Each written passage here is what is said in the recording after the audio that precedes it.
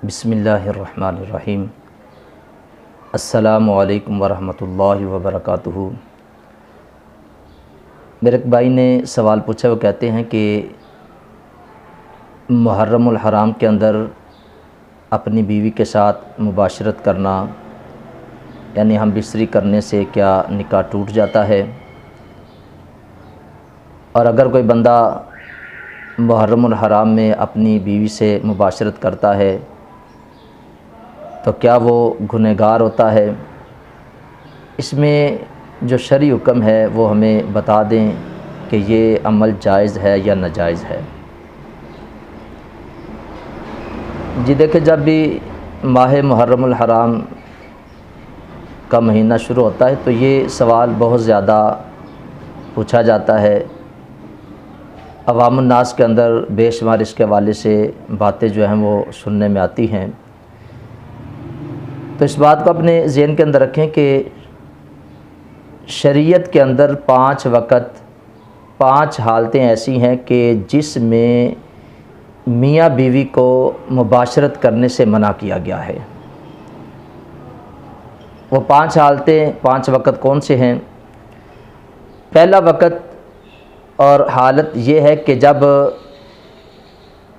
कोई बंदा हालत एहराम के अंदर हो, यानी हज या उम्रे के लिए उसने एहराम बांधा हो, वो मर्द है या औरत है, तो उस वक़्त मियाँ बीवी के लिए मुबाशरत करना यानी हम बिस्तरी करना ये जायज़ नहीं होता।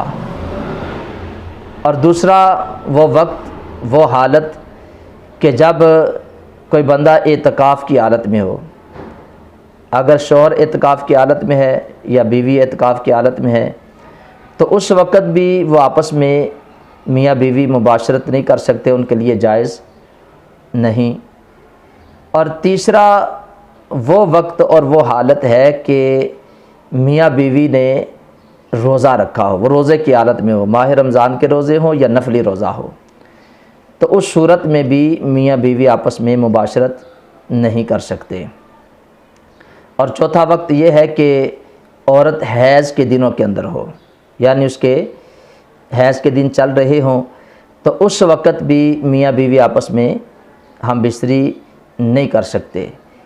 और 5वां वक्त वो है कि जब नफास के दिन औरत के चल रहे हों, यानी बच्चे की विलादत के बाद चंद दिन जो औरत को ब्लीडिंग होती है, खून आता है, तो उन दिनों में भी मियाँ बीवी का आपस में मुबाशरत करना, हम बिस्तरी करना ये जायज़ नहीं। तो शरीयत ने ये 5 मकाम बताए हैं जिनमें मियाँ बीवी आपस में हम बिस्तरी नहीं कर सकते। उसके अलावा जब भी आपका जी चाहे, जब भी आप हम बिस्तरी करना चाहे तो कर सकते हैं। तो शरीयत ने अगर किसी बात से हमें मना नहीं किया तो हमें अपनी तरफ से उससे मना नहीं होना चाहिए। ये जो बातें सुनी जाती हैं अक्सर माह मुहर्रमुल हराम के हवाले से बातें होती हैं कि जो बंदा माह मुहर्रमुल हराम के अंदर हम बिस्तरी करता है, अगर उससे अमल ठहर जाए तो औलाद जो होती है ये अपाज होती है। तो ये सारी बातें जो हैं ये अवामी फतवे हैं, ये लोगों की अपनी मनगढ़ंत बातें हैं, शरीयत का इसके साथ कोई ताल्लुक़ नहीं। तो ये एक शरई मसला था, भाई ने मुझसे पूछा था। तो जो मकाम हैं, जो हालतें हैं वो मैंने आपके सामने बयान कर दी हैं। मुझे उम्मीद है कि मेरे भाई को भी इस मसले की समझ आ गई होगी कि एक शरई मसला था।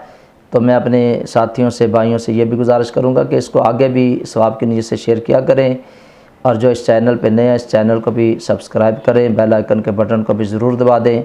अगर आपका कोई शरई मसला है तो कमेंट बॉक्स के अंदर उसे भी ज़रूर आप लिखें, इंशाअल्लाह मैं उसका जवाब भी ज़रूर दूँगा। अल्लाह ताला हम सब को शरई मसाइल को सीखने की, समझने की और इस पर अमल करने की तौफ़ीक़ अता फ़रमाए। अस्सलामु अलैकुम वरहमतुल्लाहि वबरकातुहू।